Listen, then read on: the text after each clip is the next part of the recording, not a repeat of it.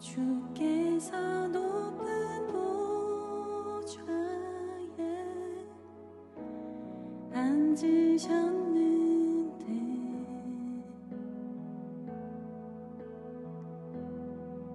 그 옷자락 그 성전에 가득하도다.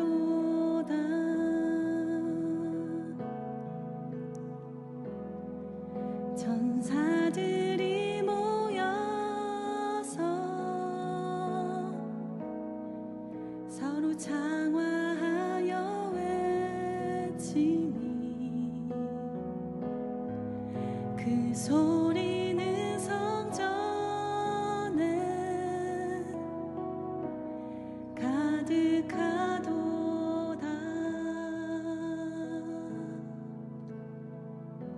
거룩하다. 거룩하다.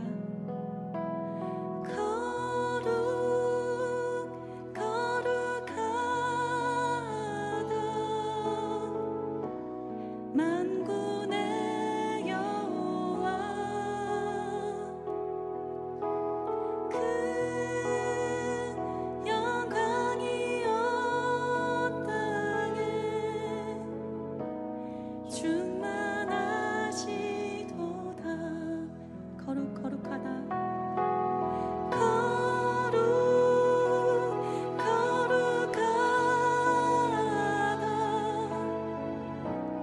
만군의 여호와 그 영광이 온 땅에 충만하시도다. 우리 시간 저 높은 보좌에 앉으신 하나님 앞에, 그 거룩하신 하나님 앞에 우리가 겸손한 마음으로 나아가기 원합니다. 주께서 높은 보좌에 앉으셨는데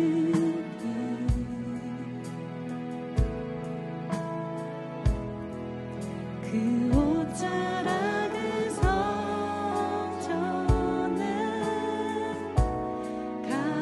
가득하도다.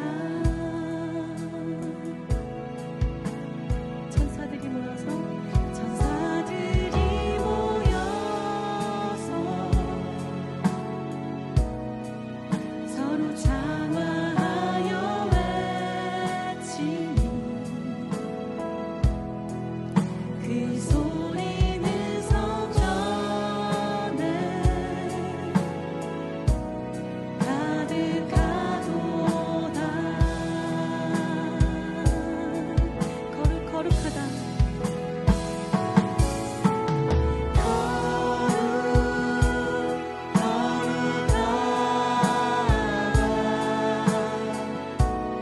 만군의 여호와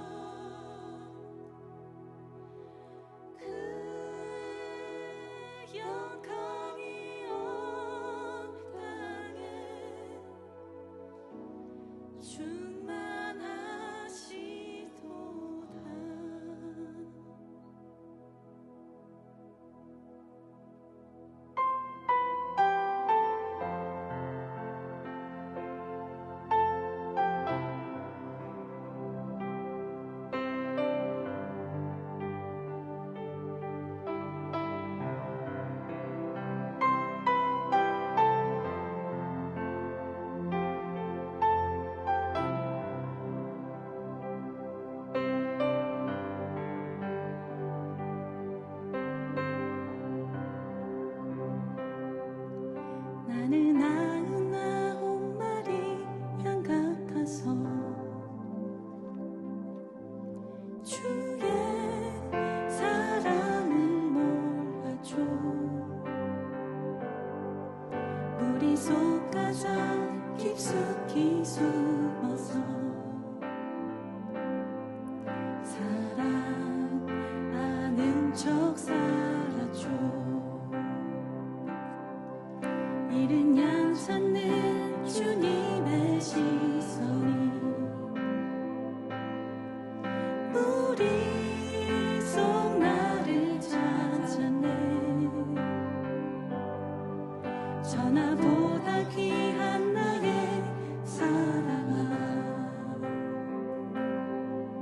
너는 나의 사랑을 아니. 주의 사랑 언제나 나를 찾네.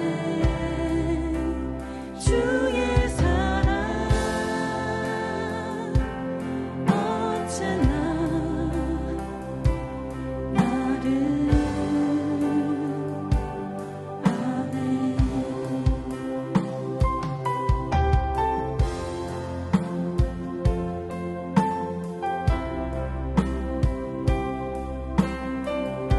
하나님께서는 우리가 우리 가운데 가장 깊숙한 곳에 숨어 있는다 할지라도 우리를 아시며 그 사랑으로 우리를 찾으십니다. 우리 그 하나님을 기억하며 다시 한번 고백하면 좋겠습니다. 나는 99마리 양 같아서 주의 사랑을 몰라줘.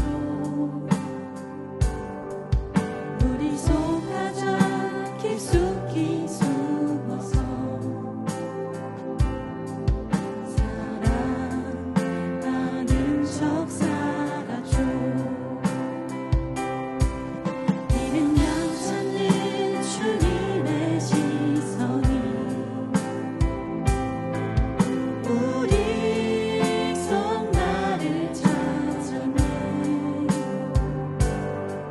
전하보다 귀한 나의 사랑아, 너는 나의 사랑을 아니. 주의 사랑 언제나 나를 찾네. 주의 사랑 언제나 나를 안해. 주의 사랑, 주의 사랑 언제나 나를 찾네. 주의 사랑 언제나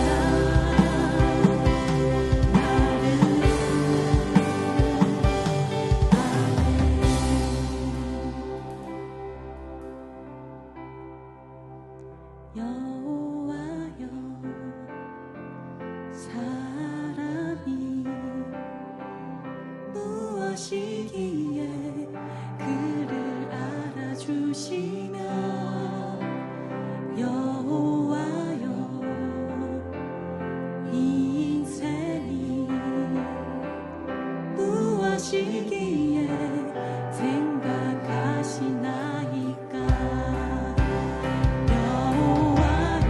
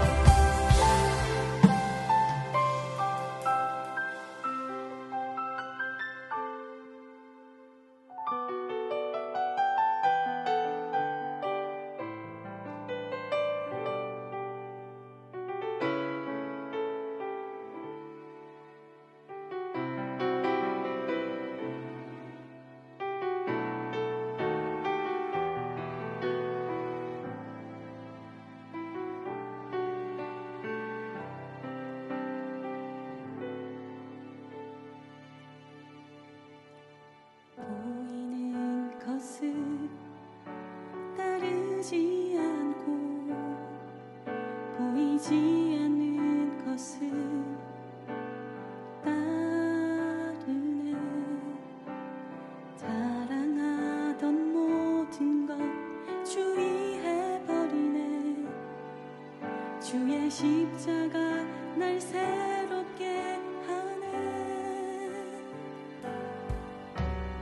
보이는 것을 따르지 않고 보이지 않는 것을 따르네. 자랑하던 모든 것 주의해버리네. 주의 십자가 날 새롭게 하네.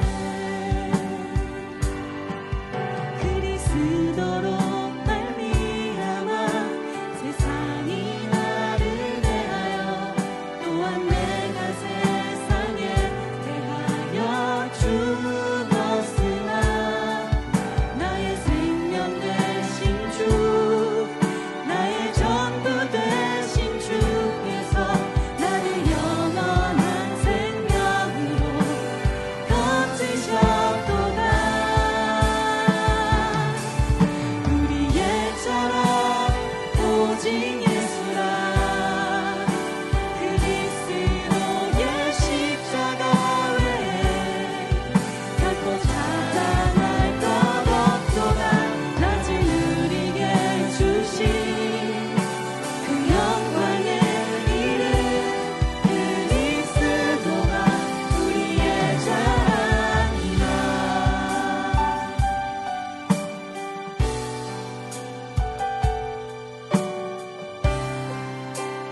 다시 한번 고백하면 좋겠습니다. 보이는 것을 따르지 않고 보이는 것을 따르지 않고 보이지 않는 것을 따르네. 사랑하던 모든 것 주의해버리네. 주의 십자가 날 새롭게 하네. 그리스도로 말미암아 세상이 나를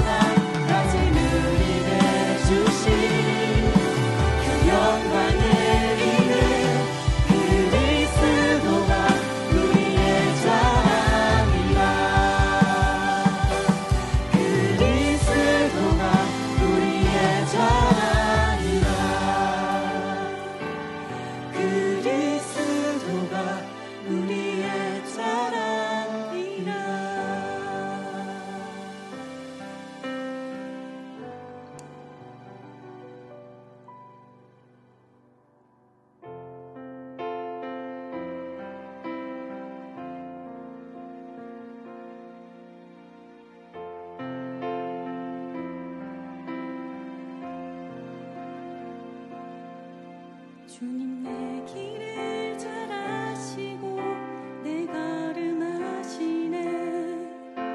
어둠에서 빛을 내시는 그분을 믿네. 무엇으로 주를 섬기지 어디로 가야 할지 헤매이는 나를 아시고 길을 여시네.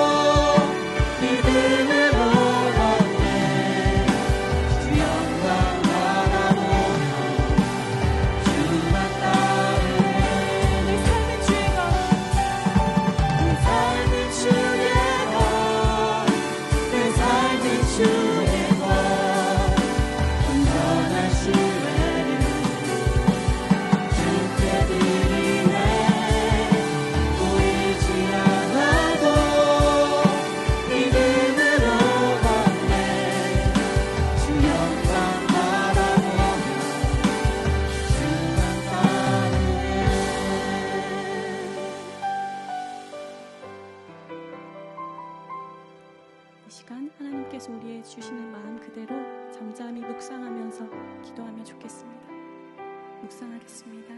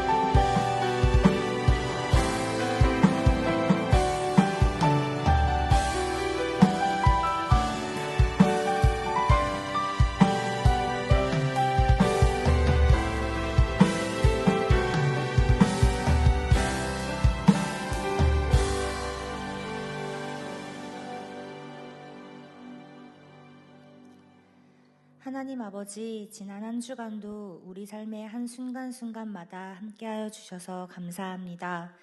그 모든 삶의 순간을 거쳐 이 시간 예배의 자리에 있는 지금을 허락하여 주셔서 정말 감사드립니다.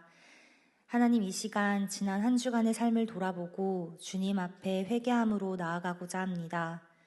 우리의 육신이 연약하여 그리스도 예수의 마음을 품기보다 우리 눈이 이끄는 대로 세상의 것들을 담기 바빴던 마음은 없었는지 되돌아봅니다. 우리의 연약함을 아시는 주님, 우리를 긍휼히 여겨주시고 이 시간 하나님보다 더 사랑했던 것들을 내려놓고 주님 앞에 나아가기를 소망합니다. 이 시간 개포동교회 청년부를 위해 기도합니다. 하나님께서 허락하신 청년이라는 때와 시간을 살고 있는 우리들이 하나님께서 우리 각자에게 품고 계신 계획과 소망을 발견할 수 있도록 도와주세요. 우리의 뜻대로 하기보다 주님의 뜻을 묻는 청년들 되게 하여 주시고 기도할 때 하나님이 밝히 알려주시기를 소원합니다. 이 시간 청년부 장인영 목사님을 위해서 기도합니다. 목사님께 맡겨진 양과 같은 우리를 섬겨주실 때에 목사님의 영과 육이 지치지 않을 수 있도록 도와주시고 하나님의 사랑과 은혜로 목사님께서 하시는 사역이 선한 영향력과 의의 열매를 맺을 수 있도록 인도하여 주세요. 이 시간 개포동교회를 위해 기도합니다. 한 달이 지나면 우리 교회가 세워진 지 꼭 102주년이 됩니다. 100년 전 7명이서 드렸던 첫 예배부터 오늘 아침부터 오후에 이르기까지 수많은 사람들이 교회에서 하나님을 만나고 주님의 일꾼으로 살아가도록 허락하여 주셔서 감사합니다.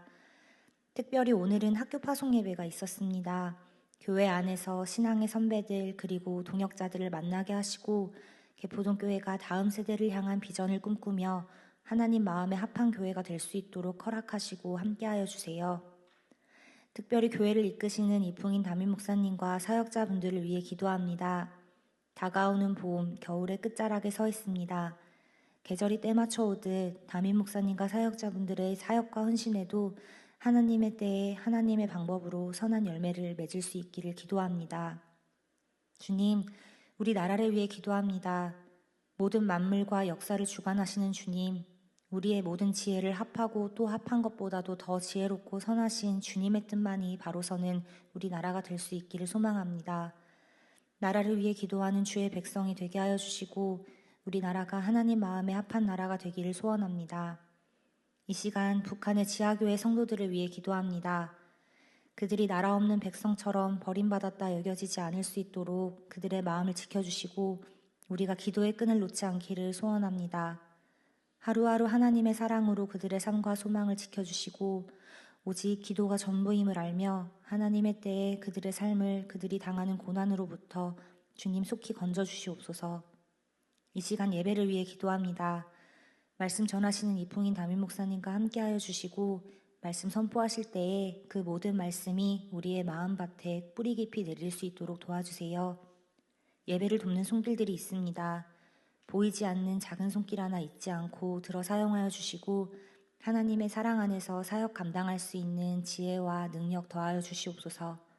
드려지는 예배 가운데 주님 홀로 영광 받으시옵소서.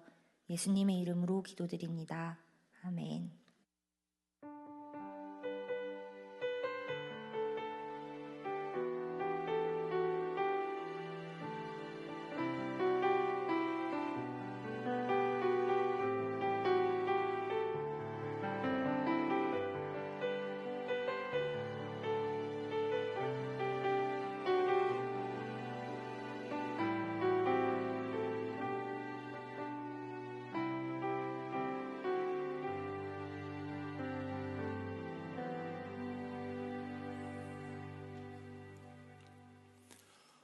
오늘도 은혜 자리로 잘 나왔습니다. 우리 옆에 계신 분들하고 한번 인사하면 좋겠습니다.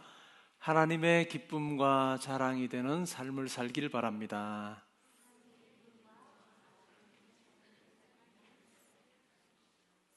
자, 다음 주에도 할 거니까 다음 주에는 우리 더 잘하면 해봅시다.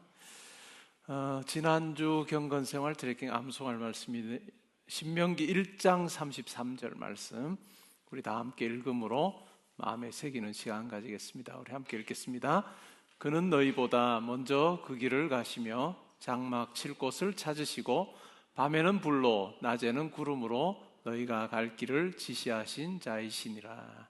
아멘. 이 하나님께서 여러분 한 분 한 분의 삶에 앞서 행하셔서 가장 선한 길로 인도해 주시길 바랍니다. 오늘 우리가 함께 상고할 하나님 말씀은 빌립보서 3장 1절부터 11절까지 말씀입니다. 빌립보서 3장 1절부터 11절까지 말씀입니다.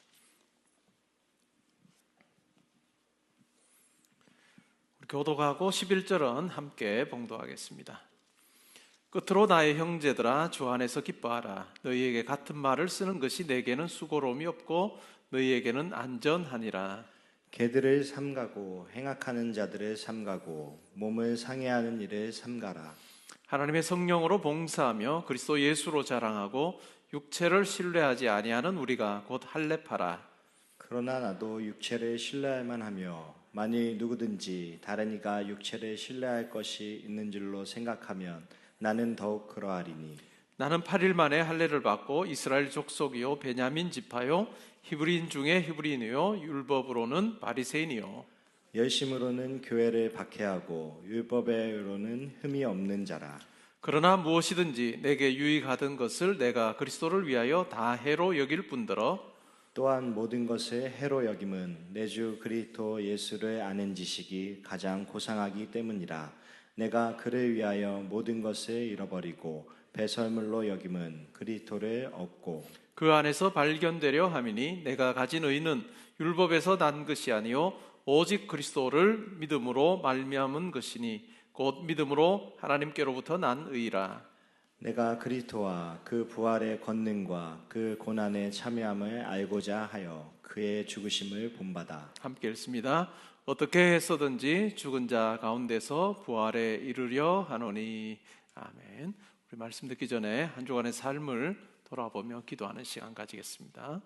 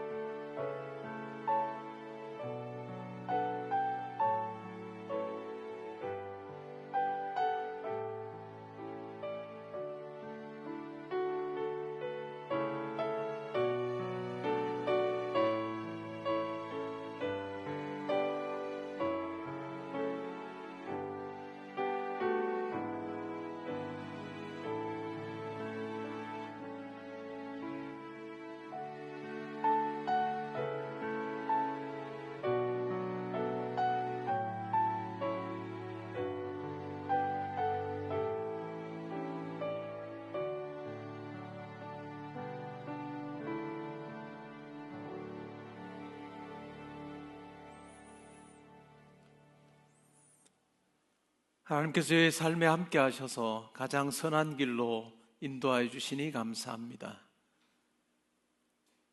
우리와는 비교할 수 없는 크신 하나님, 전능하신 하나님, 모든 것을 아시는 하나님께서 저의 걸음걸음을 인도하실 때 그것이 가장 복된 길이고 또한 안전한 길임을 저희가 믿으며 하나님조차 살아가는 저희들 되게 하여 주옵소서. 예배 자리에서 주님 앞에 예물을 올려드립니다. 저의 마음의 고백도 함께 담아드립니다. 하나님 기쁘게 받으시기를 원하며 또한 이 물질이 사용될 때 예수의 십자가 복음이 많은 분들에게 전해지게 하셔서 그분들도 예수를 믿어 하나님 자녀 되는 특권을 누리게 하여 주옵소서. 교회에 속한 모든 성도님들, 우리 형제자매들, 하나님께서 항상 영육의 강건함 주시기를 원합니다. 또한 세우신 그 자리도 기쁨으로, 감사함으로, 기도함으로 잘 감당하게 하셔서 그 자리에서 하나님을 드러내게 하시고, 또한 그곳에서도 많은 사람들로부터도 인정받는 삶 살게 하여 주옵소서. 군에 가 있는 아들, 딸들 지켜보아 주시고, 지방과 해외에 나가 있는 우리 모든 성도님들 하나님께 친히 동행하셔서 보내신 목적 잘 이루는 삶 살게 하여 주옵소서. 오늘 말씀을 들을 때 내가 자랑하는 것이 무엇인지 살펴보게 하시고, 말씀 따라 자랑하며 살아가는 저희들 되게 하여 주옵소서. 감사드리며 예수님의 이름으로 기도합니다. 아멘. 오늘 읽은 말씀에 근거해서 빌립보서 강의 7번째 시간으로 예수 그리스도를 알미 최고의 지식입니다 라고 하는 제목으로 말씀드리겠습니다. 바울 사도는 3장을 시작하면서 이렇게 말합니다. 끝으로 나의 형제들아, 주 안에서 기뻐하라. 기뻐하는 내용에 대해서 이야기를 하죠. 너희 같은 말을 쓰는 것이 내게는 수고로움이 없고 너희에게는 안전하다 라고 하면서 이어지는 내용에서 무엇을 기뻐해야 하는지에 대한 이야기를 하고 있습니다. 2절에서는 아주 분위기가 많이 바뀝니다. 개들을 삼가고 행악하는 자들을 삼가고 몸을 상해하는 일을 삼가라. 하나님의 성령으로 봉사하며 그리스도 예수로 자랑하고 육체를 신뢰하지 아니하는 우리가 곧 할례파라. 이 2절 3절을 통해서 빌립보 교회 안에 있었던, 아니 어찌 보면 빌립보 교회 성도들에게 영향을 주었던 바울을 대적하는 사람들이 누구였는가 하는 부분을 우리로 하여금 알게 합니다. 할례파, 우리가 바로 할례파다라고 하는 이 말을 통해서 빌립보 교회 성도들에게 가르침을 주려고 했던 사람들, 어찌 보면 그들이 자기가 할례파라고 그렇게 주장하는 사람들이었던 것 같습니다. 실제로 할례파는 어떤 사람일까요? 유대인 기독교인들 중에서 굉장히 극단적인 율법주의자들, 그들이 아마 할례파라고 자기들을 이야기했던 것 같습니다. 이 할례라고 하는 것은 유대인의 어찌 보면 표징과도 같은 것이죠.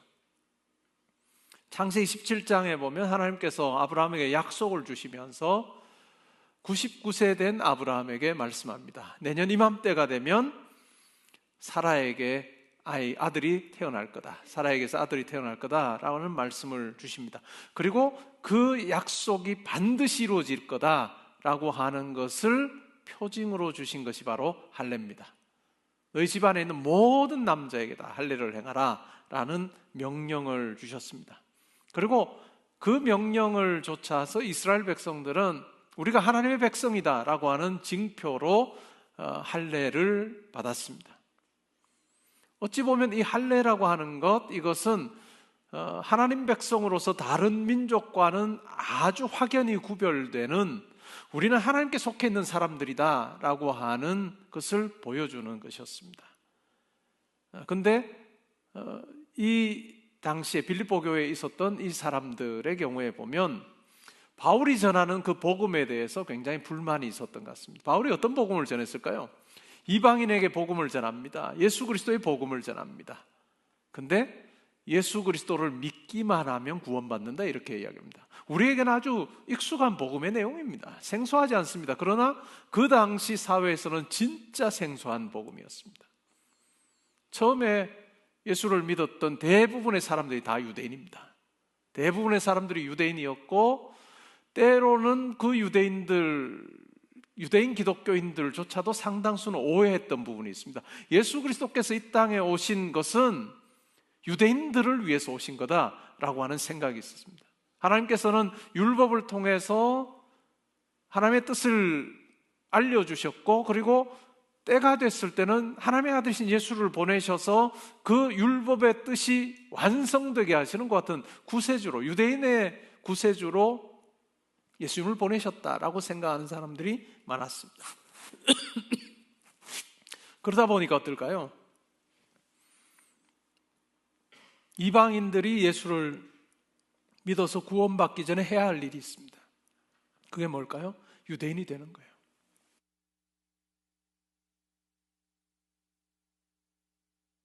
이방인이 먼저 유대인이 되고, 다르게 말하면 남자들의 경우에 할례를 받고, 유대인이 된 다음에야 예수를 믿을 때 구원받는다. 그 당시에 사람들이 생각했던 논리입니다.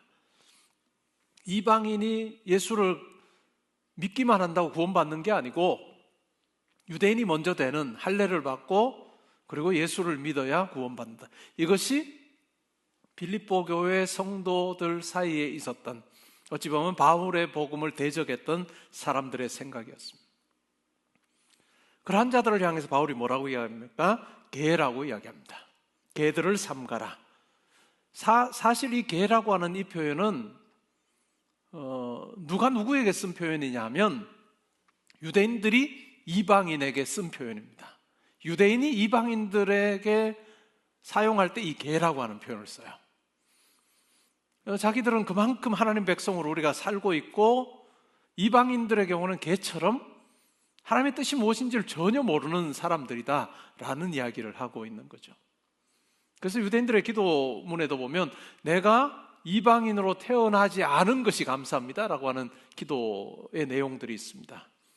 근데 바울은 지금 누구를 향해서 개라고 이야기해요? 이런 할례파, 육신의 것을 강조하는 자들을 향해서 개라고 이야기합니다. 개들을 삼가고 행악하는 자들, 그들이 바로 행악하는 자들이다 라고 이야기를 합니다. 그리고 몸을 상해하는 일을 삼가라. 여기서 몸을 상해한다라고 하는 이게 뭘까요? 할례입니다. 할례를 몸을 상해하는 거라고 바울은 이야기를 하고 있습니다. 그 사람들의 말을 절대로 믿어서는 안 된다. 예수 믿는 그 길은 이방인이 유대인이 되고 나서 유대인에게 주신 구세주로서 예수를 영접하고 믿는 것이 아니라 이방인으로서 온 인류를 위해서 하나님께서 허락하신 구세주신 예수를 믿기만 하면 구원받는다라고 하는 바울의 그 복음을 다시 한 번 더 확인하고 있습니다. 그러면서 뭐라고 이야기해요? 하나님의 성령으로 봉사하며 그리스도 예수를 자랑하고 육체를 신뢰하지 아니하는 우리가 곧 할례파다.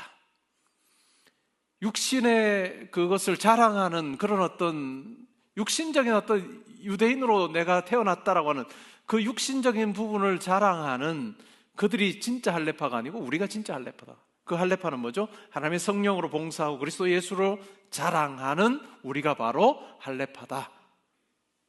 할례받은 자들은 할례받지 않은 자들을 향해서 무할례파다라고 그렇게 비난을 했습니다. 근데 바울 사도는 진짜 누가 할례파냐?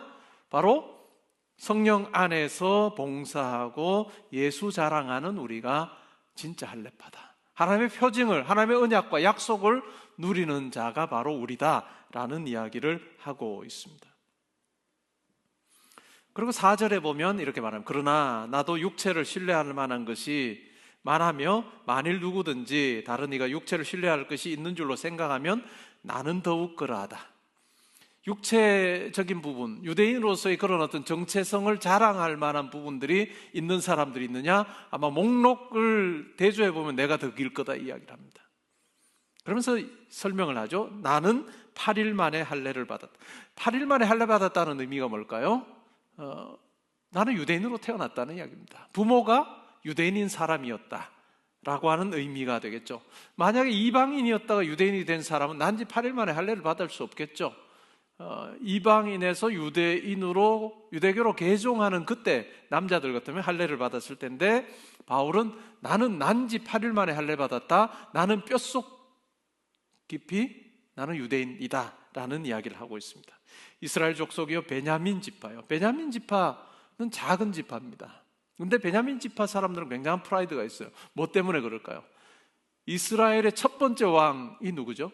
사울입니다. 사울이 어느 지파일까요? 베냐민 지파입니다. 그래서 우리 이 나라의 첫 번째 초대 왕이 바로 우리 지파에서 났다라고 하는 그런 어떤 자부심도 굉장했던 지파가 바로 베냐민입니다. 히브리인 중에 히브리인이요, 율법으로는 바리새인이요. 이 율법으로는 바리새인이라는 이 말이 굉장한 말입니다. 우리가 복음서를 읽으면 계속해서 예수님에게 욕먹는 사람들이 바리새인이기 때문에 바리새인들의 삶은 정말 이상했을 거라고 생각하는데 그렇지 않습니다. 그 당시 유대사회, 예수님 당시 유대사회, 바울이 살던 유대사회에서 가장 존중받는 만약에 사람들을 여론조사하면 누가 될까요? 100% 바리새인들입니다. 여론조사하면 가장 높은 사람들이 아마 바리새인들이었을 거예요. 바리새인들은 어떤 사람이었을까? 어떻게 하면 우리가 율법을 잘 지킬 수 있을까? 노심초사했던 사람들입니다. 그리고 최대한 잘 지키려고 했어요. 그러면 왜 예수님에게 욕먹었을까요? 욕먹은 이유는 딱 하나입니다. 바리새인들은 그들이 지킬 수 있는 것은 딱 하나밖에 없어요. 그냥 외적으로 지키는 거예요. 근데 예수님께서 오셔서 하신 말씀이 뭐죠? 너희들 외적으로 지키는 것만은 안 된다. 실질적으로 뭐부터 시작해야 된다? 마음으로부터 지켜야 되는데 이 외적인 부분 준수하는 거, 이거 정말 어찌 보면 근본적인 부분에서 잘못하고 있는 거다라는 말씀을 하시기 위해서 예수님께서 바리새인들을 비난하셨지, 바리새인들의 삶 자체가 엉망이라는 그런 의미는 아니에요. 새 언약 백성으로 사는 우리에게 있어서 가장 큰 변화가 외적인 변화가 내적인 변화예요. 이 내적인 변화라고 하는 것 측면에서 볼 때 바리새인들의 이와 같은 모습이 외식하는 것처럼 여겨질 뿐이지, 어찌 보면 바리새인으로서 사는 삶은 많은 사람들이 굉장히 박수 쳐주는 삶이었습니다. 그리고 열심으로는 교회를 박해했습니다. 그 당시 사울의 눈에는 어땠을까요? 이 예수를 좇는 사람들, 성도라고 하는 사람들, 교회 그 무리들은 유대교 안에서 굉장히 이단화처럼 그렇게 여겼습니다. 그래서 하나님을 기쁘시게 하기 위해서 바울이 어떻게 해요? 이러한 교회를 박해하고 예수 믿는 사람들을 핍박하는 그 일에 앞장섰습니다. 하나님 기뻐하시는 줄 알고 그렇게 하다가 다메섹으로 가던 도중에 부활하신 주님을 만납니다. 바울에게는 멘붕이 일어납니다. 어찌하여 네가 나를 박해하느냐? 라고 하는 그 말씀을 듣고 멘붕이 일어납니다. 나는 하나님을 기쁘시게 하려고 했는데 오히려 그것이 하나님께서 행하시는 이 놀라운 구원의 길을 내가 어찌 보면 막아서고 있고 걸림돌이 되고 있다는 것을 알고 나서는 멘붕이 오는 거죠. 그리고 율법의 의로는 흠이 없다. 이 말 자체도 굉장한 이야기입니다. 율법에 준수하는 율법의 조항들을 난 다 지켰다. 뭐로 지킨 걸까요? 외적으로 지킨 겁니다. 십계명을 비롯하여 율법의 여러 조항들을 그는 외적으로 다 지켰다라고 생각했습니다. 그것이 어찌 보면 육체라고 하는 관점에서 유대인으로 살면서 자기의 어떤 신앙의 그 모습을 살펴보았을 때의 평가입니다. 육체 자랑을 놓고 했을 때 평가입니다. 근데 실질적으로 바울이 지금 이 편지를 쓰고 있는 빌립보서 3장을 기록하면서 바울이 진짜 자기가 그러했다라고 생각했을까? 그건 아닙니다. 자기가 유대인으로 살 때 내가 율법의 의로는 흠이 없다라고 하는 생각을 했을까? 예수를 만나기 전에는 그 생각을 했습니다. 그런데 예수를 만나고 나서는 그 생각을 하고 있지 않습니다. 그것을 우리가 로마서 7장에서 확인을 해요. 로마서 7장에서는 어떤 내용을 가지고 이야기할까요? 그냥 율법의 의로는 흠이 없었다라고 생각을 하며 그는 살았는데 예수를 만나고 나니까 변화가 일어납니다. 그 변화가 어디서 일어나요? 내면에서 일어나요. 양심이 살아납니다. 영이 살아납니다.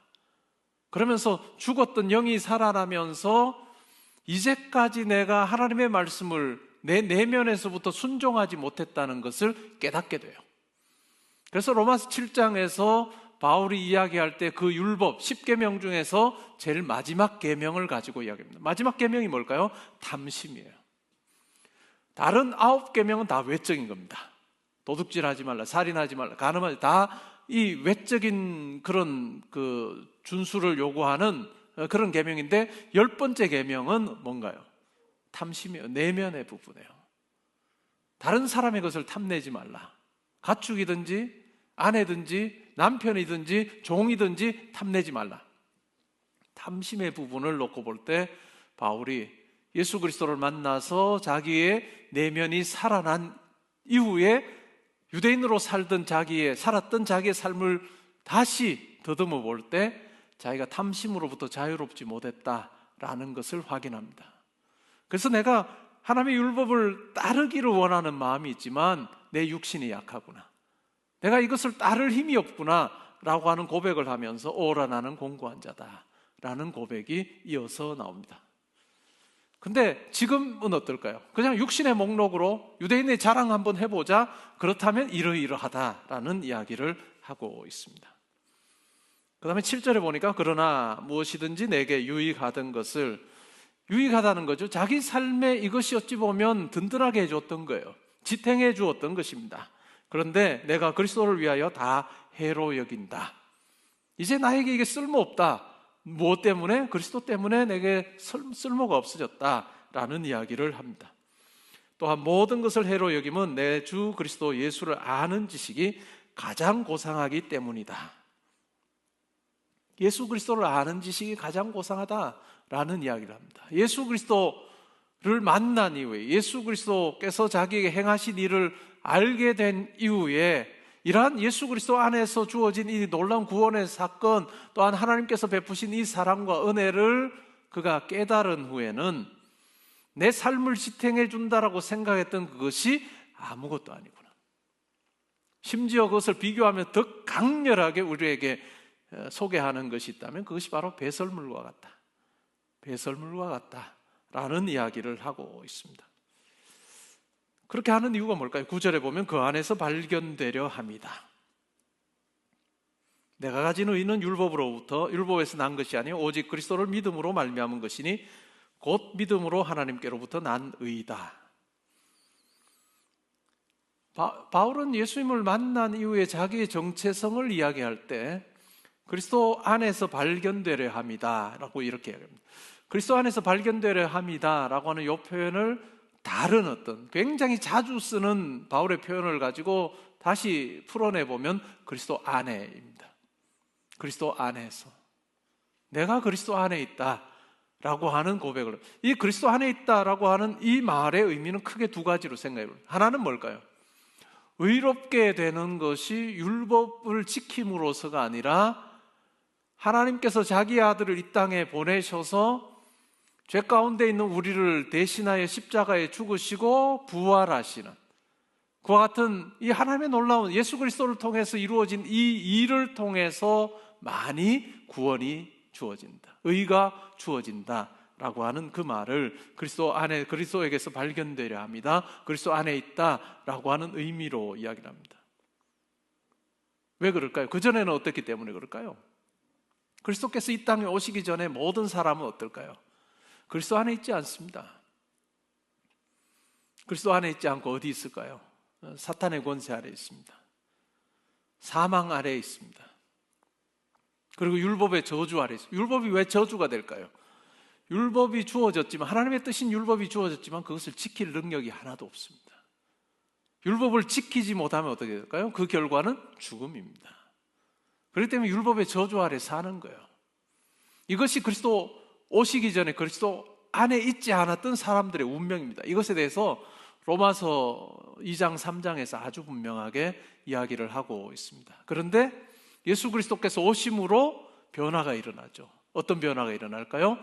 예수 그리스도의 십자가와 구원 사건을 통해서 우리가 있었던 그 영역에서 이제는 다른 영역으로 옮겨지는데 그것이 바로 그리스도 안에 있는 영역입니다. 하나님의 통치 아래 있게 되고 죽음이 아니라 영생 아래 있게 되고 죄의 세력 아래 신음하는 존재가 아니라 이제는 성령 아래에서 자유함을 누리게 되는 그런 어떤 존재의 변화. 구원이라고 하는 것을 다르게 이야기하면 로마서의 그 구원에 대한 묘사를 다르게 표현하면 영역 옮김입니다. 영역 옮김이에요.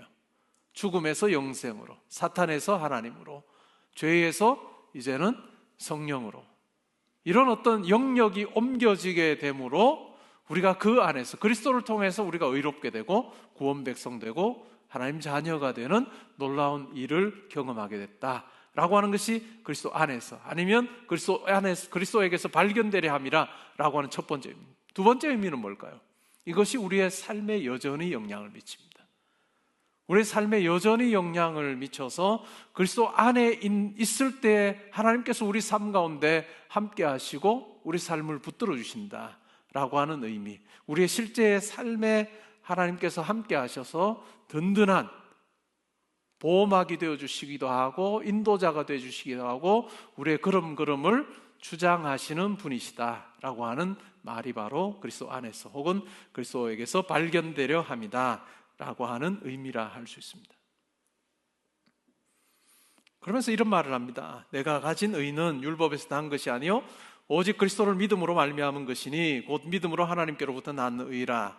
내가 그리스도와 그 부활의 권능과 그 고난에 참여함을 알고자 하여 그의 죽으심을 본받아 어떻게 해서든지 죽은 자 가운데서 부활에 이르려 한다. 바울은 자기의 삶에서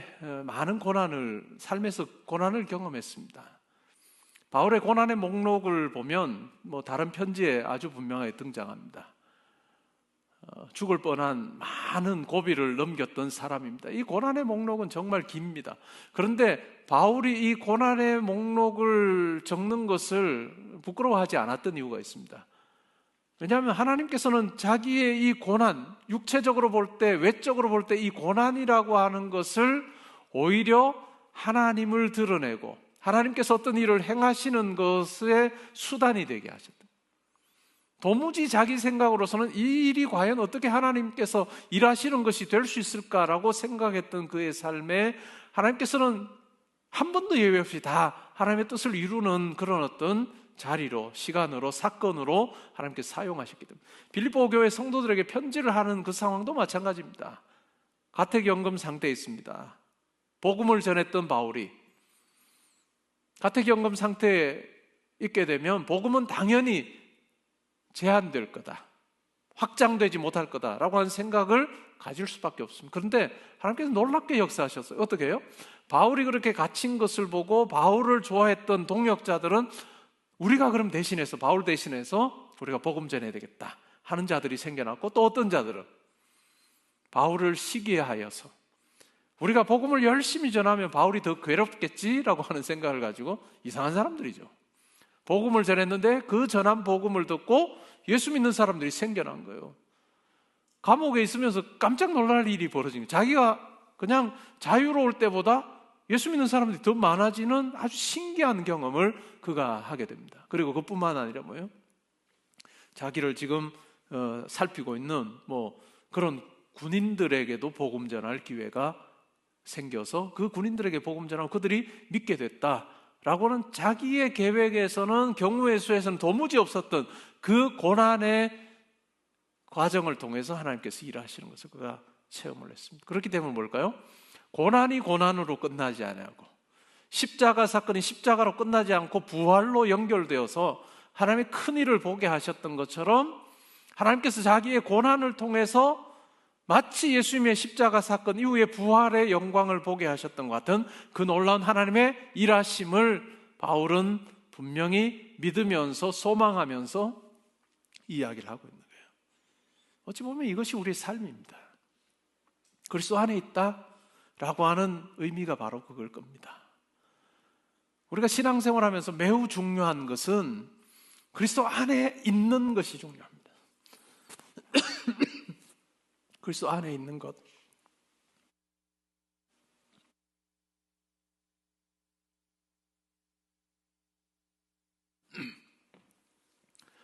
소설을 봐도 기승전결이 있습니다. 어떤 사건이 있고 잘 되다가 위기가 있고 마침내 그 위기가 해소되고 어떤 결말이 주어지는 이 스토리가 다 있습니다. 우리 삶도 마찬가지예요. 우리 삶도 하나님의 스토리가 있습니다. 때로는 우리의 삶에서 실패가 필요하고 때로는 고난이 필요합니다. 이 고난이나 실패가 없는 사람이 한 사람이라도 있을까요? 없을 거예요. 근데 많은 경우에 왜 하나님의 일하심을 경험하지 못하느냐? 고난이나 실패가 자기에게 주어질 때 하나님을 떠납니다. 그러면 그 고난이라고 하는 그것을 통해서 하나님께서 일하실 기회 자체가 그의 인생에는 사라진 거예요. 어려움이 있을 때, 고난이 있을 때, 힘든 일이 생겼을 때 여전히 그리스도 안에서 하나님께서 행하실 일을 기대하고 소망하면서 나아가는 그것이 있으면 하나님께서는 반드시 그것을 사용하셔서 하나님의 뜻을 이루시는 것을 우리는 분명히 알 수 있습니다. 근데 왜 많은 성도들이 그 체험을 못 하느냐? 왜 형제자매들이 그 체험을 못 하느냐? 실패는 실패로 끝난 거예요. 그냥 자기의 경우의 수로만 그걸 바라보기 때문에 그냥 그 자리에서 하나님을 떠나버립니다. 만약에 뭐 네 부분으로 나눠서 생각해 볼까요?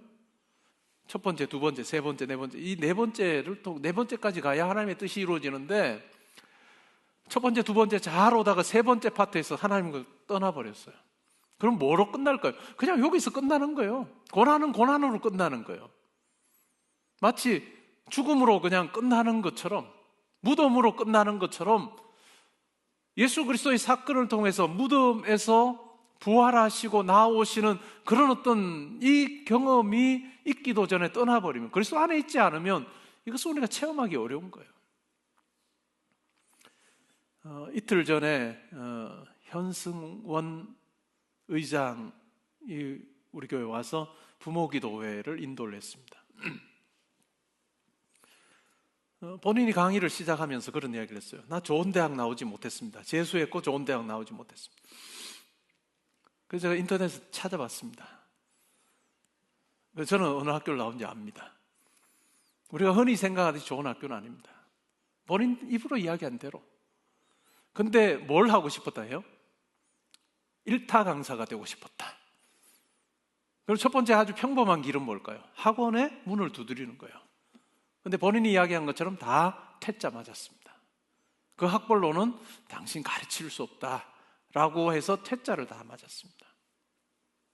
그리고 결국은 동생하고 해서 500만 원으로 과외를 시작하고 학원을 이제 작게 그렇게 시작을 했다고 하죠. 그러면서도 그에게 있어서 가장 우선순위는 하나님인 거죠. 다른 사람들이 볼 때는 저 사람 저 정도의 학벌 가지고 저 형편에 있으면 이 정도 살겠구나라고 생각하는 그 상황에서 그가 했던 행동은 하나님을 가장 우선순위에 두는 그 일은 항상 했다는 거죠. 하나님께서 일하기 시작하셨습니다. 불과 10년도 안 돼서 자기가 했던 그 일이, 이제 만 하나라고 이야기를 하니까 자기가 했던 그 사업이 정말 하나님의 인도하심으로 승승장구하게 됐고, 지금은 전국에 80여 개의 학원, 직영점이 있는 그런 굉장히 큰 교육 사업을 하고 있습니다. 그리고 그것을 나누기 위해서 디쉐어라고 하는 그룹을 맡아서 만들어서 그 의장을 하고 있습니다. 강연에서도 그런 이야기를 했습니다. 자기가 주식을 팔고는, 자기가 가지고 있는 그 회사의 주식을 팔았을 때, 절반을 팔았을 때 1650억인가 그 정도 됐다고 하고, 자기가 가진 자산이 한 1000억 정도 된다 하는 이야기를 했습니다. 500만 원으로 시작해서 1000억 정도 가지고 있다. 자랑하려고 한 이야기 아니란 우리 그 현장에 있던 분 다 압니다. 제가 이제 이 정도 이야기하는 이유가 뭘까요? 금요일에 참석 안 한 분들은 동영상이라도 봐야 된다. 동영상이라도 보면 느끼는 게 많을 거다. 여러분 1000억을 여러분들이 가지고 있다고 생각해 볼까요? 1000억 생각만 해도 좋은 거 아니에요. 1000억을 여러분들이 여러분의 자산으로 가지고 있다. 여러분 1000억을 소유한 사람이다 생각해 봐요. 그럼 일 안 해도 살 거예요, 그죠? 일 안 해도 살고 한 50년 정도 그냥 1년에 20억씩 쓰면 돼요. 1년에 20억, 생각만 해도 좋은가 보네. 그러면 1000억 정도 가지고 있으면 보통의 사람은 어떻게 쓸 것 같아요? 1000억을 가지고 있다. 그러면 보통의 사람들은, 제가 볼 때는 다른 사람들이 정말 돈 많이 벌어서 사고 싶어 하는 차를 한 대만이 아니라 몇 대를 살 거예요, 아마. 그래서 승차감뿐만 아니라 하차감. 사람들 많은데 장문이 쫙 딱 내려오고, 그거 즐기지 않겠어요? 그렇죠? 그게 보통의 사람들입니다. 근데 41살에 가족도 있고 아이가 셋이라 했는데, 그 아이 셋을 둔 가장, 돈 걱정하지 않아도 되는 가장, 불타는 금요일에 우리 교회 와서 강연하기 위해서 오는 시간 가는 시간, 뭐 강연 전에 저하고 또 1시간 정도 밥 먹고 차 마시고 그리고 1시간 반을 꼬박 강연을 했습니다. 우리 교회도 꽤 많은 외부 강사들이 왔지만 물병을 3개를 달라는 외부 강사는 처음이었어요. 계속 강연하면서도 물을 먹어가면서 계속 하는. 그러면 교회가 얼마를 줬을까요? 5시간 정도 할애를 했는데 우리 교회는 딱 정해져 있습니다. 외부 강사 요 세팅에서 오면 딱 우리는 100만 원 줍니다. 뭐 주로 제가 전달을 하지 않기 때문에 우리 목사님들이 전달하니까 그렇게 전달을 했는데, 다른 교회를 방문하면 꼭 강연 뭐 사례를 받으면 꼭 그 교회 헌금을 한다 하는 이야기를 제가 듣기도 했습니다. 1,000억이면 할까요? 내가 100만 원을 벌기 위해서 5시간을 할애해서 목이 막 쉬면서 물까지 막 계속 마시면서 그렇게 할 필요가 있을까? 근데 그렇게 하잖아요. 전도사가 됐습니다. 신학을 공부해서 침례교 신학교에 목사가 되는 과정을 지금 밟고 있습니다. 저는 뭐 신학교 교수님, 아니 왜 총신으로 오지? 그러면 나를 만났을 텐데, 그런 이야기를 하기도 했는데 너무 멋진 거예요. 제가 볼 때는. 제가 강연을 들으면서 딱 그 마음에 요약이 되는 한 문장이 있었는데, 그것은 바로 하나님을 자랑하면 하나님도 그 사람을 자랑한다. 여러분 동의되십니까? 우리가 하나님을 자랑하면 하나님께서 우리를 자랑할 여건에 우리를 세워주십니다. 이것이 매우 중요해요. 고난의 자리에 있어도 우리가 이 마음 가지고 우리가 사는 거예요. 내가 생각한 대로 내 인생이 술술 풀리지 않아도 내가 예수 그리스도 안에 있고 예수 그리스도 안에서 내가 이와 같은 구원을 누리고 있고 하나님이 내 아버지다고 하는 이 분명한 사실을 우리가 놓치지 않는 거예요. 그리고 그 가운데서 내 인생의 목적이 바로 돈 많이 버는 것도 아니고 명예를 누리는 것도 아니고 다른 사람들 앞에 떵떵거리는 것이 아니라 나에게 이와 같은 은혜 베푸르신 하나님을 내가 자랑하기 원합니다 라고 하는 마음으로 우리가 살 때 하나님께서 우리를 자랑하고 싶어 하시는 그 자리에 우리를 세워주신다. 이것이 우리 신앙생활에서 반드시 붙들어야 되는 아주 중요한 삶의 모습입니다. 우리가 구약 성경을 보면 어때요? 하나님이 사탄에게 누구 자랑할까요? 욥을 자랑합니다. 야, 너 저 동방에 사는 욥이라는 사람 봤냐? 나를 얼마나 잘 섬기더냐? 하나님께서 우리를 보시면서 그렇게 자랑하시면 좋을 것 같아요. 여러분들 각자에게 다른 사람보다 조금 더 하나님이 주신 뭔가가 있을 거예요. 뭔가가 있을 거예요. 집안 배경일 수도 있고 아니면 외모일 수도 있습니다. 아침에 거울 앞에 있을 때마다 외모일 수도 있습니다. 나 이렇게 잘생겼다, 뭐 예쁘다, 외모일 수도 있고, 또 아니면 여러분들이 가진 학벌일 수도 있어요. 아니면 어떤 재정적인 부분의 넉넉함일 수도 있습니다. 많은 사람들은 그걸 자랑합니다. 그리고 그걸 자랑하기 위해서 내가 열심히 지금 사는 거예요. 그런데 우리 성도는 하나님께서 내게 주신 그 조그마한 그것이 뭐 현승훈 의장에게는 하나님께 지금까지 허락해 주신 한 1,000억이라고 하는 그 돈이 자랑거리가 아닌 거죠. 자랑거리가 아니고 선물인 거죠. 하나님이 내게 주신 선물이에요. 선물을 주신 분의 의도가 뭘까요?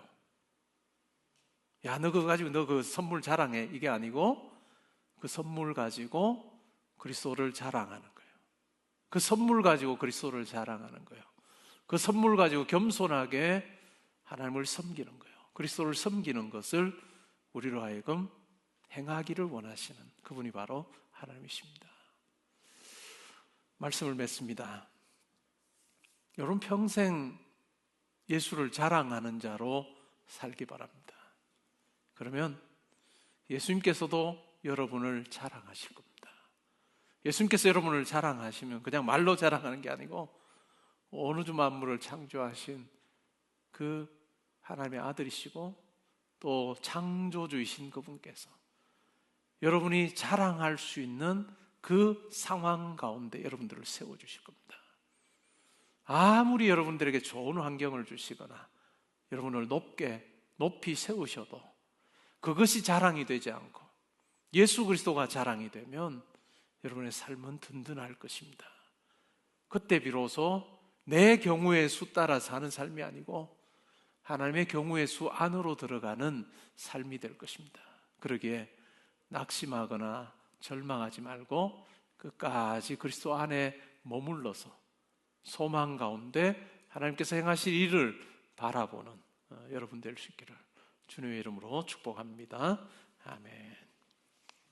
다 그 자리에 일어나서 우리 오늘의 기도 읽고 찬양하겠습니다.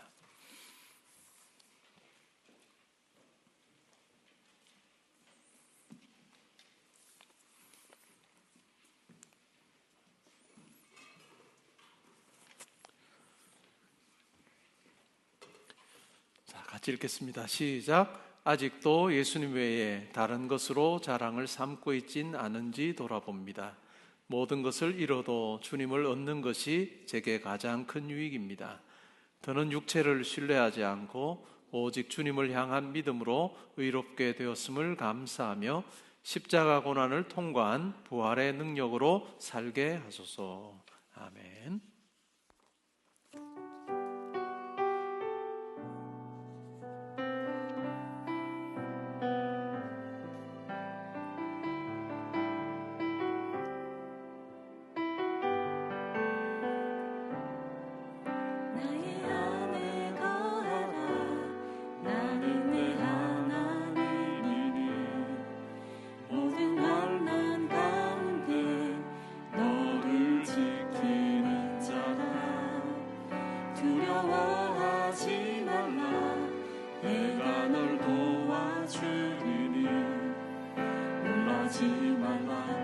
손 잡아주리라.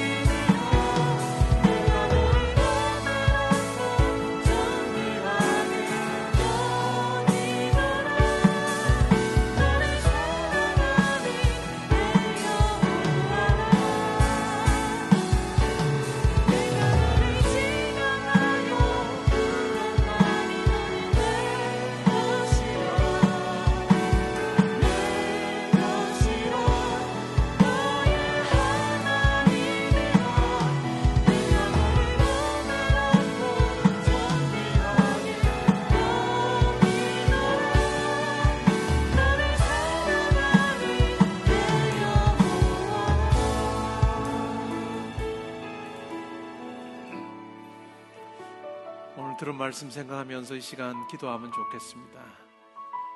우리가 어떤 방법을 찾아내서 그리스도 안에 있게 된 것이 아니라 하나님께서 우리를 위해서 자기의 아들을 우리와 같은 모양으로 보내주셔서 우리가 감당해야 되는 그 죄값을 십자가에서 감당하게 하시고 그것으로 끝나는 것이 아니라 부활을 통해서 하나님의 놀라운 큰 일을 행하심으로 우리가 죄에서, 죽음에서, 율법의 저주 아래서, 사탄의 권세 아래서 사는 그런 존재가 아니라 우리의 영역이 옮겨져서 그리스도 안에서, 성령 안에서 영생을 누리며 하나님의 통치 가운데 살게 하셨습니다. 하나님께서 전적으로 하신 일입니다. 그러기에 우리는 그리스도 안에서 그리스도를 자랑하는 것이 우리의 삶이 되어야 될 것입니다. 우리가 그리스도를 자랑할 때 그리스도께서도 우리를 자랑할 그 상황에 두신다는 것 우리가 기억하며 여러분의 삶이 지금 어떠하든지 간에 잠깐의 실패와 낙심할 만한 그와 같은 것으로 인해서 좌절하지 말고 또 하나님께서 행하실 그 일을 바라보면서 바울이 이야기하는 것처럼 내가 십자가를 통과하여 부활을 경험하기를 원하는 우리의 고난을 통해서 오히려 더 하나님이 더 크신 하나님이 선하신 하나님 분명하게 드러나는 그런 은혜가 분명히 있다는 거 기억하면서 이 시간 우리 함께 우리 삶을 놓고 기도하는 시간 가지겠습니다. 하나님 아버지 감사합니다. 예수 그리스도를 통해서 우리가 하나님의 자녀 되었음을 생각할 때 이것보다 더 큰 은혜와 감사의 내용이 없음을 고백합니다.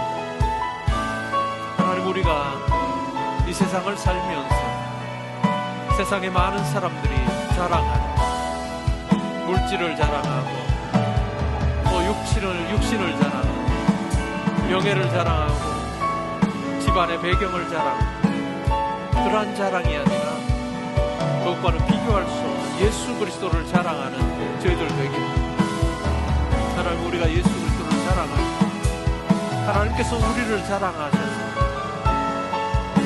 참으로 우리를 그 환경에 세우시고 경험하는 저희들 되기를 소원합니다. 하나님 아버지 우리 형제자매들 삶에 함께 하셔서 하나님의 크심과 선하심을 많은 사람들에게 증거하게 하여 주시기 원합니다. 하나님 우리가 하나님을 자랑하는 이 자랑 정말로 기쁘고 감사하고 감격스러워서 많은 사람들에게 참으로 기쁨으로 증거하는 그런 삶을 살고 우리 형제자매들 우리 성도님들 되게 하여 주옵소서. 그래야여서 우리의 평생의 삶이 내 힘으로 내 지혜로 꾸려가는 삶이 아니라 하나님께서 붙들어 주시는 삶임을 고백하는 멋진 삶 우리 형제자매들 성도들의 삶 가운데 있게 하여 주옵소서. 오 주님 하나님이 우리를 자랑하시고 기뻐하시고 그러한 삶 우리 말할 수 없는 감격이고 깨닫고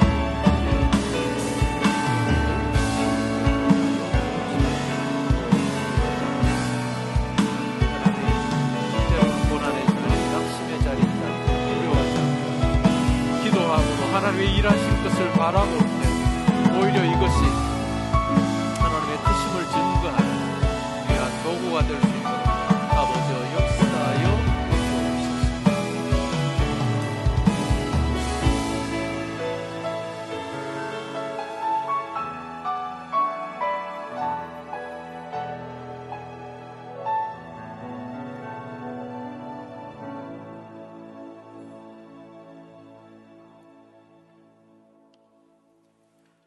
이제는 우리 주 예수 그리스도의 은혜와 하나님의 사랑과 성령의 교통하심이 우리가 하나님을 자랑하고 예수님을 자랑하고 성령님을 자랑할 때 또 천국을 자랑할 때 하나님께서 우리를 그 자랑할 만한 하나님이 드러날 만한 상황에 우리를 두시기를 즐거워하시는 분이심을 알고 하나님 평생 이 우선순위 내가 바꾸지 아니하고 오직 주님만 자랑하는 자로 살게 하여 주옵소서.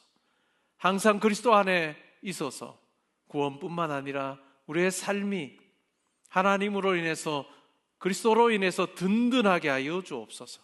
하나님, 저의 삶을 통해서 하나님의 이름이 존귀하게 되기를 원합니다.